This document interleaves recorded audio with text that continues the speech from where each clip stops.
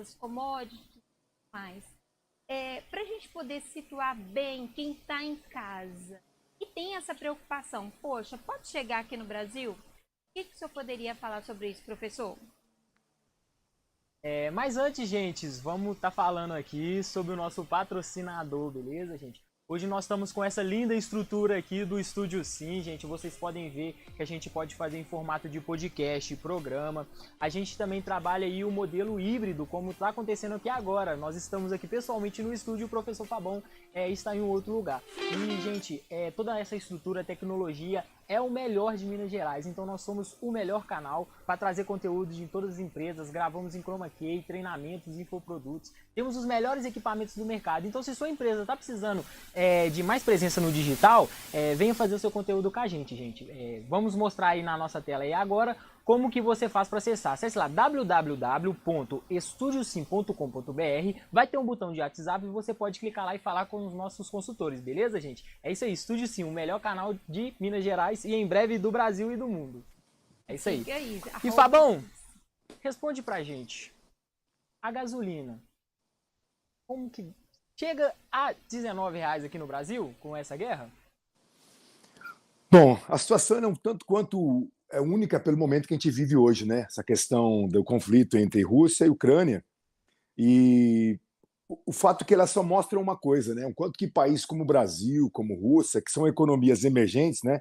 Que a gente fala que essas economias cresceram muito no comecinho do século XXI, o quanto que essas economias têm um peso hoje na circulação dos bens no planeta. E no caso do Brasil, como é um exportador de commodities, a gente exporta soja, exporta ferro, exporta milho, produtos agrícolas principalmente, né, commodities agrícola. A gente tem uma dependência grande desse mercado, desse comércio. E quando se trata de combustível, para um país que nem o nosso, que é um país que tem um sistema de transporte rodoviário predominante em todo o país, a nossa matriz de transporte modal é o transporte rodoviário, essa alteração de preço nos combustíveis, evidentemente que ela afeta a nossa economia, afeta o nosso dia a dia. E nenhum conflito hoje, nenhuma situação no planeta, em qualquer lugar do planeta hoje, ela vai passar a não ter uma figuração em países como o Brasil. Veja que em 2011 houve uma situação no Oriente Médio, no norte da África, em Oriente Médio, chamado Primavera Árabe, onde uma guerra no Egito, que começou na Tunísia, depois foi para a Líbia, depois para o Egito, chegou até a Síria, afetou a economia do Brasil. O meu estado, Mato Grosso do Sul, foi afetado pelo conflito na Primavera Árabe, onde 4 frigoríficos fecharam aqui, que eram vendedores de carne para esses locais aí. Então, falar que hoje um conflito como esse não afeta em ordem global, a gente está falando uma situação que de fato não existe, né? E em relação aos preços dos combustíveis, evidentemente por uma política do governo Temer, chamada política de paridade, para compensar os acionistas da Petrobras, aquela política toda que o Michel Temer fez, subiu o preço do commodity lá, no caso do petróleo, vai subir aqui para nós. Essa subida ela é feita por um cálculo da Petrobras, e aí vê quanto nós estamos pagando hoje, quanto vai custar o custo-benefício, e por isso que essa alta no preço. Mas chegar a 18, 20 reais é um pouco fake news da internet hoje. Olha, muito esclarecedor. Eu queria entender uma coisa, professor. A Petrobras hoje é uma das maiores produtoras de petróleo do mundo, correto? Correto. Beleza. A Petrobras, ela é nossa, né? Ela é brasileira. Mas eu queria saber por que o Brasil exporta a gasolina e não é um produto que nós mesmos podemos fazer. Então, esse que é um detalhe. A gente é um grande produtor de petróleo hoje. A gente produz mais de 2,4 milhões de barris por dia. Mas produzir petróleo não significa produzir gasolina, ou produzir etanol, ou produzir querosene, o que for. Etanol, a gente tem uma parte da cana-de-açúcar. Mas no caso da gasolina, do óleo diesel, do querosene, isso é um problema brasileiro. Por quê? Porque a Petrobras, nos últimos anos, sobretudo nos últimos 20 anos, né, ela preferiu investir na prospecção de petróleo e não no refino de petróleo. E refinar petróleo é custoso. Então, em decorrência disso, do consumo nosso, que é muito grande, mesmo com uma produção alta, nós exportamos petróleo, a gente não exporta gasolina. Mesmo exportando petróleo, a gente tem que compensar o consumo interno do Brasil e acaba que a gente importa a gasolina e importa o óleo diesel. Por quê? Porque a demanda nossa é muito grande. Se nós tivéssemos uma ampliação no refino de petróleo, que é uma política que a Petrobras tem que retomar urgentemente, e essa política é de médio e longo prazo, a gente conseguiria atender a nossa demanda, que é uma demanda alta, em função da modal rodoviário que é predominante no Brasil hoje. Então, a política da Petrobras nos últimos anos foi de prospecção do petróleo. Haja visto o pré-sal, né, que nós descobrimos em 2007, que é uma das maiores reservas descobertas nos últimos tempos no planeta em relação ao petróleo. Professor, a gente está colhendo agora, mesmo sem a questão da guerra, esse planejamento, essa política do governo Temer? Olha, não diria que a gente está numa colheita, eu diria que essas consequências elas são previsíveis. Só quando você governa, quando você tem governo, você tem pessoas. E as pessoas elas pensam no imediatismo, não num processo médio e longo prazo. Esse é o nosso grande problema no Brasil.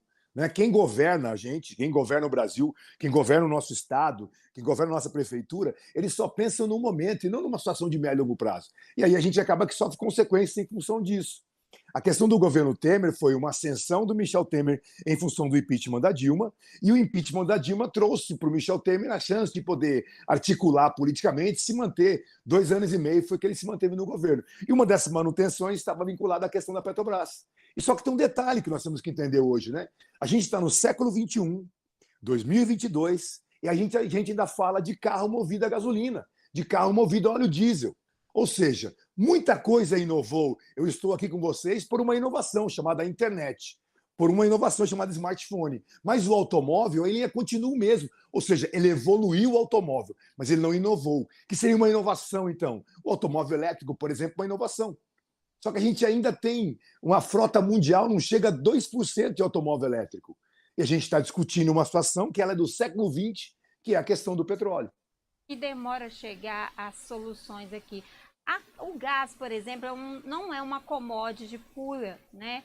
A gente tem o transporte. E aí, esses reflexos, eles chegam aqui através de uma guerra que está acontecendo nesse exato momento, como? Então, hoje, por exemplo, eu não queria estar na Itália, na Espanha, nesses países, só na Espanha, na Itália. Vou dar um exemplo da Itália para vocês. Nos últimos 2 meses, por causa da guerra e em função de uma situação também que estava uma intransigência do governo russo. Mas nos últimos 25, 30 dias, o aumento do gás na Itália chegou a 340%. Por quê? Porque lá eles usam o gás para uma coisa que nós não precisamos, que é aquecer as casas. Lá você usa gás natural para aquecer as casas e para que você possa tomar banho quente. A gente não depende disso ainda. Entretanto, a variação, porque o gás natural ele é um combustível fóssil. Gás natural é petróleo na forma gasosa. Por ser um combustível fóssil, ele tem um valor muito grande agregado a quem depende e quem fornece. E por conta do transporte de gasoduto, isso também necessita de uma logística para que possa funcionar. Então, vejam, hoje nós, Brasil, a gente não tem essa dependência tão ampla. A gente compra o gás boliviano ainda, em função de uma série de acordos. Todavia, a gente tem uma situação hoje que é um pouco mais delicada, que é essa situação nossa da paridade do preço do petróleo, do Brent, do barril que sobe lá e sobe aqui. Inclusive, hoje ele teve uma queda, baixou de $100, né? Então, veja como é uma situação diferente dos europeus a nossa, porque eles dependem do gás natural para aquecer as casas, para tomar banho quente. A gente não. Legal. E como estamos aqui com diversos públicos também, Fabão, eu queria entender outra coisa sobre o preço final na bomba. Eu queria entender como que é composto esse valor completo, porque na refinaria é um valor, na bomba é muito alto. Eu sei que tem os impostos, então eu queria dissecar toda essa diferenciação de impostos e por que dá uma diferença tão grande. Parece que o imposto dá 4 vezes o valor da refinaria, né? Pois é, se a gente tomar... vamos pegar o governo Dilma para cá, então, esquece o governo Lula, né? Do governo Dilma para cá, a gente necessitava de 3 grandes reformas no país, que uma delas passou na marra no governo Michel Temer. Essas 3 reformas são a reforma tributária, a reforma na Previdência e a reforma administrativa. Dessas 3 reformas, a reforma da Previdência passou no governo Temer na marra, porém a reforma tributária, a reforma administrativa, elas capengam. Por quê? Porque envolve uma série de categorias. E a reforma tributária, se ela fosse feita no Brasil, de fato, ela é feita em conta-gotas, a gente teria a gente conseguiria dissolver esse preço dos impostos em cima, por exemplo, dos combustíveis. Haja vista um imposto que ele é muito preocupante, que é a questão do ICMS. O ICMS ele varia de 7% a 27%. Isso aí depende muito do estado. Aqui no meu estado, por exemplo, no óleo diesel chega a ser 21% o ICMS. Aí em Minas Gerais, se eu não me engano, acho que é de 14%. Então você vê a diferença que nós temos de ICMS de um estado para outro. A ideia da reforma tributária era que houvesse um ICMS, por exemplo, que é teoricamente uma bitributação que existe quando você paga o ICMS, que houvesse um ICMS único para o país inteiro. Haja visto o governo Bolsonaro tenta fazer isso agora, para que a gente possa ter uma queda nesse preço dos combustíveis. Porém, essa política tributária nossa, ela já vem se arrastando há mais de 30 anos, eu diria até 50 anos. Só que ela ficou muito mais latente do governo Dilma para cá, porque sem essas reformas, a gente não conseguiria fazer a economia dissolver.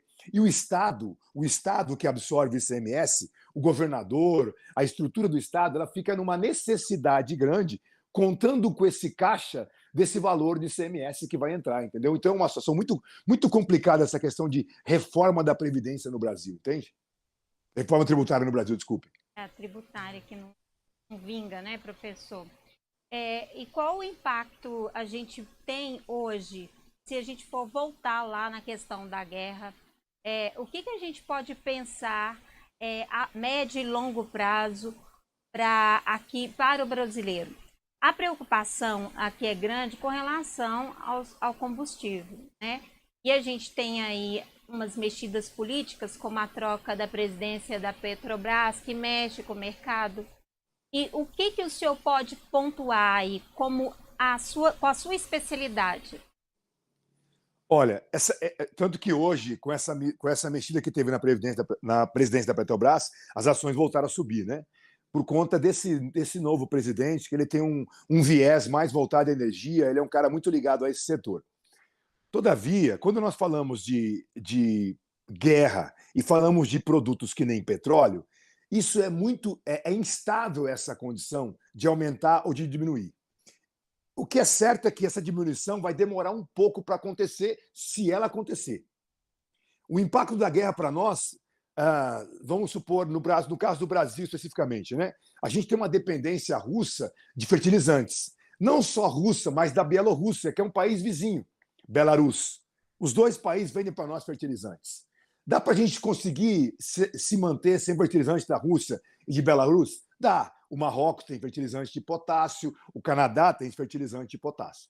A médio e longo prazo, o Brasil teria que ter uma política para extrair esse fertilizante aqui, porque a produção nossa hoje estaria na região norte, que envolve a questão indígena.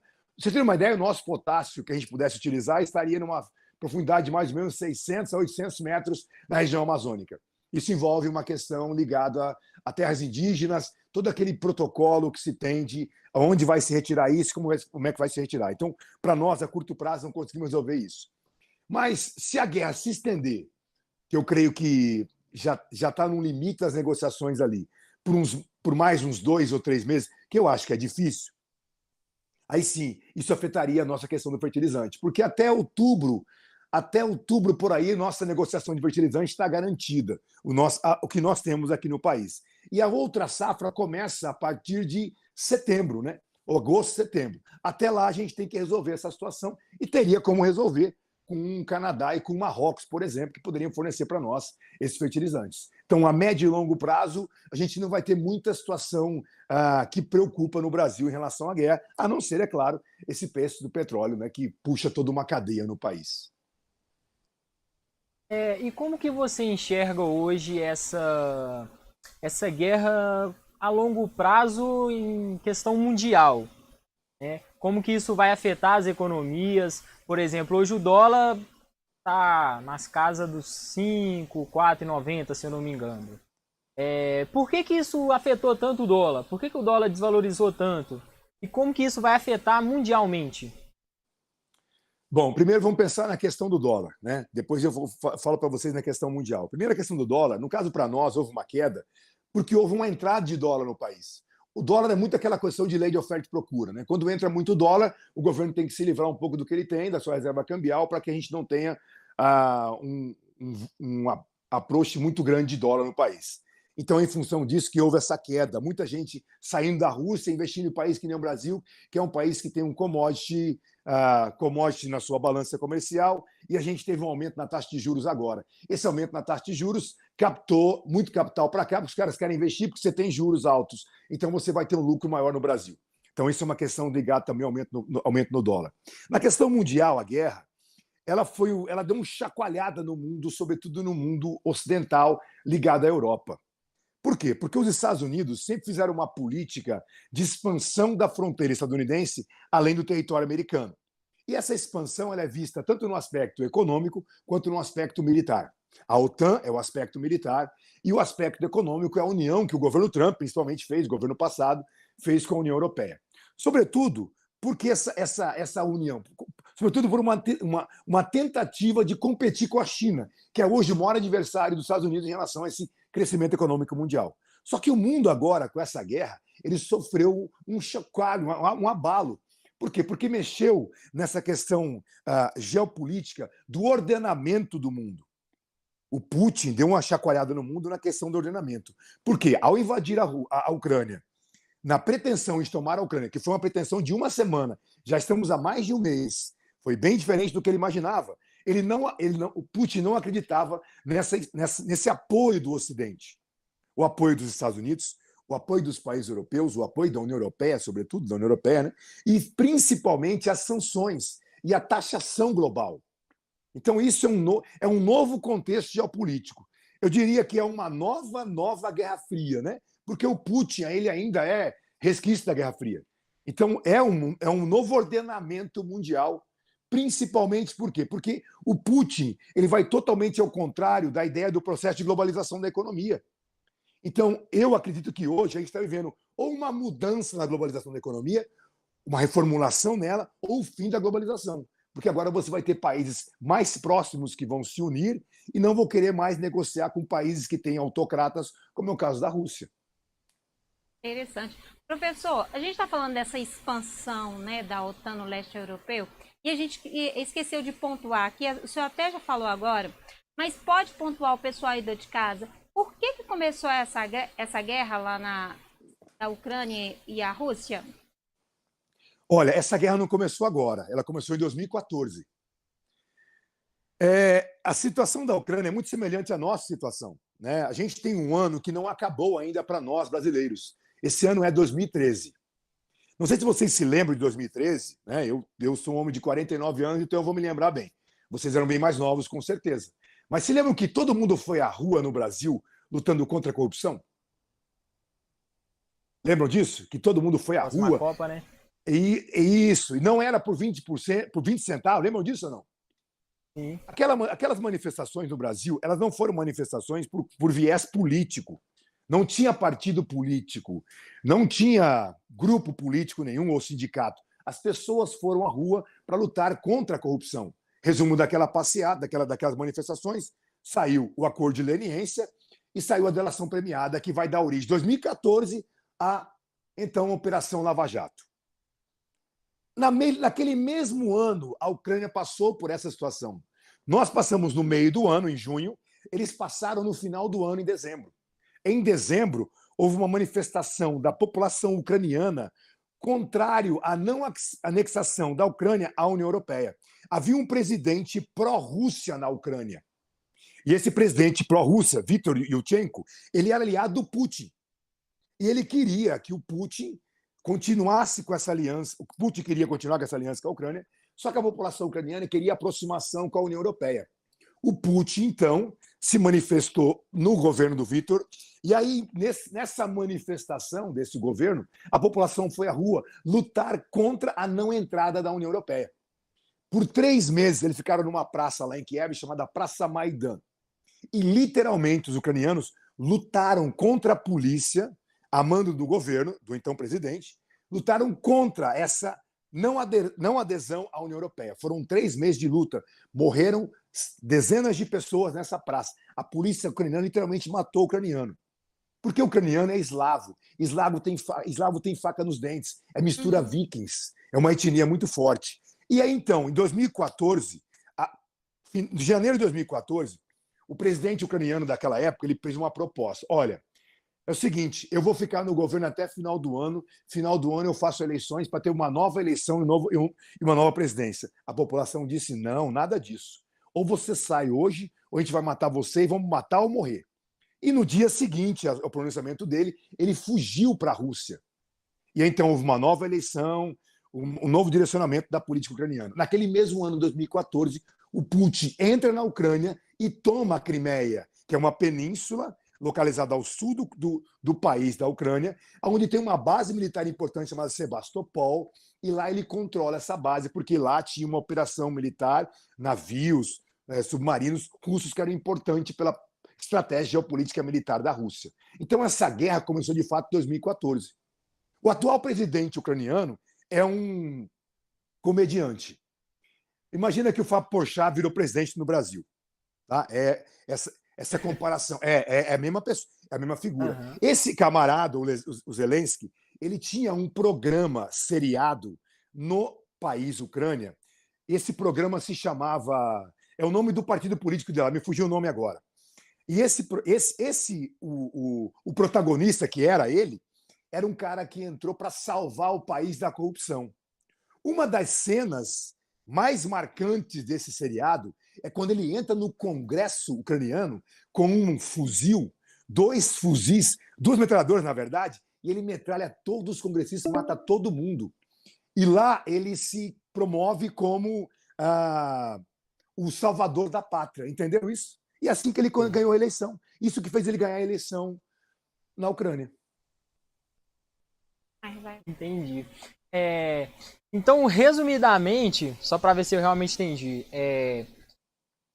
o pessoal ucraniano queria se juntar à União Europeia, mas o atual presidente, então, em 2014, que era aliado do Putin, não queria isso. Isso. E aí houve o conflito.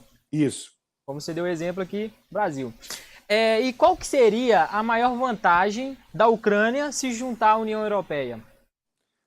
Crescimento econômico, desenvolvimento, porque em média de 4 a 5 anos o país desenvolve. E isso isola da Rússia. Então esse que é o grande problema.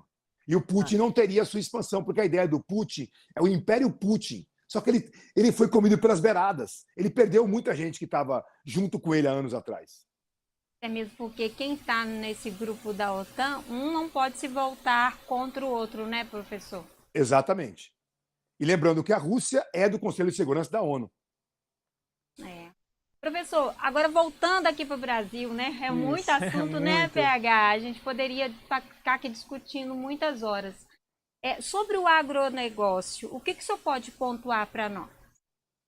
Olha, o agronegócio é ele que sustenta hoje o país, né? É ele quem mantém o PIB do país alto em função do volume do agronegócio brasileiro, né? O grande dilema hoje do agronegócio brasileiro é o escoamento desse agronegócio. A gente ainda está lá no caminhão, aquela coisa que tinha que mudar para transporte ferroviário, para que tivesse uma logística um pouco melhor. A gente só não teve uma queda maior na economia agora, por conta de uma série de fatores, da pandemia principalmente, ou agora com essa guerra. Quem sustentou o Brasil, quem sustenta o Brasil hoje é justamente o agronegócio. Porque o setor de serviços com a pandemia perdeu muito espaço, porque tudo fechou com a pandemia. Já o agronegócio não, ele continua a produzir e continua a exportar. Felizmente, ele sustenta a nossa economia. Só que a gente tinha que ter uma economia mais diversificada e não dependente totalmente desse agronegócio, que é o que está acontecendo conosco hoje. A gente está colocando tudo nas costas do cara que produz soja, produz milho, produz arroz, produz carne, e esses caras que sustentam o Brasil hoje nessa estabilidade econômica. Beleza. E a gente tem mais 5 minutos aqui, Fabão, e eu queria te fazer essa pergunta. Qual que seria o cenário ideal, pensando globalmente, para resolver essa guerra? Eu acredito que seria a saída do Putin, a derrota do Putin no caso. Como que o senhor enxerga a maneira ideal disso terminar? A Rússia ela tem uma particularidade. O povo russo, nos últimos 300 anos, ele não sabe o que é democracia. A gente tinha os czares, os Romanovs, num governo monárquico que tinha na Rússia. Haverá uma revolução dentro da Rússia, Lenin e Stalin vão tirar esse czar e vai surgir o socialismo, uma ditadura de Stalin e Lenin. Em 91, cai o Muro de Berlim e acaba a União Soviética. Vem Boris Yeltsin. para dar uma certa continuidade, e ao se ter uma incoerência no governo, assume Putin. 23 anos de governo Putin. Ou seja, o russo não sabe o que é democracia. E nós não sabemos quem vai governar a Rússia com a saída do Putin, porque você não tem adversário. Todo adversário do Putin é morto e envenenado, de alguma maneira. O Putin tem todo o seu apoio no Congresso, na chamada Duma, que é o Congresso russo, porque a Rússia é um semipresidencialismo. Então, teoricamente, tem um presidente e um primeiro-ministro, mas quem manda tudo no país hoje é ele. Tanto que nos últimos anos ele saiu da presidência, colocou o Medvedev para assumir o país provisoriamente por 4 anos e ele ficou como primeiro-ministro, ou seja, ele sempre mandou no país. Então, quem vai governar a Rússia hoje, a gente não sabe quem vai governar a Rússia com a saída do Putin. Então, ruim com ele, pior sem ele, entendeu a lógica? Desculpa, professor, te interrompi. E Isso. mudou também a constituição do país, se a gente pode assim dizer. Professor, a gente está no final. Eu queria passar para o senhor, se tem alguma coisa que a gente não tenha perguntado, né? Que o senhor queira pontuar, é lógico que deve ter. Olha, o que a gente tem que pensar é o seguinte: nós não vivemos numa ilha, a gente vive numa aldeia global, e essa condição de aldeia global estabelece uma interação econômica no mundo inteiro. As pessoas se esquecem disso. Alguma situação como essa, de um país pesado como é a Rússia na economia mundial, ela vai afetar a economia do globo como um todo, inclusive um país como o Brasil, que é um país que depende disso. Então, a gente não pode esquecer dessas situações. Nós não estamos isolados no mundo. Esse isolamento não existe mais hoje. E, sobretudo, por conta dessa era da informação que estamos hoje. Então, a gente não pode esquecer disso, que nenhum evento global hoje ele fica alheio, e a gente fica isolado dessa situação. Certo. Então chegamos ao fim, infelizmente. Inclusive é uma deixa para você voltar mais vezes, porque esse assunto é diverso, é grande, dá para a gente ramificar muitos assuntos. Eu tenho muitas outras perguntas, mas hoje, infelizmente, o nosso tempo está chegando ao fim. Eu gostaria de agradecer imensamente a sua presença, esse compartilhamento do seu conhecimento, que foi engrandecedor para a gente e para todos os telespectadores que estão assistindo ao vivo e as pessoas que vão assistir posteriormente. Fabão, eu queria deixar um grande abraço, um convite para você voltar e agradecer também a Lena, que tirou um tempo para estar aqui apresentando junto comigo. Lena, foi um prazer imenso estar apresentando esse programa hoje do Estúdio Sim com você. E agradecer a todo mundo, telespectador. Tá bom? Deixo as considerações finais para você, Fabão. Eu que agradeço o convite de vocês. Estou aqui no Mato Grosso do Sul, minha cidade maravilhosa, Campo Grande. Precisar de mim é só chamar, estou aí para atender. Educação é uma coisa que faz parte da minha vida. Ensinar as coisas com coerência para as pessoas é algo que eu sempre fiz. Há 30 anos eu faço isso. Então, conhecimento é uma coisa que eu adquiri e gosto de dividir com as pessoas para que elas possam entender que muitas coisas acontecem conosco hoje. Precisar de mim é só chamar, estou disponível. Fechou, tá bom? Então é isso, galera. Um abraço e até a próxima. Fiquem com Deus. Um grande abraço. Tchau, tchau.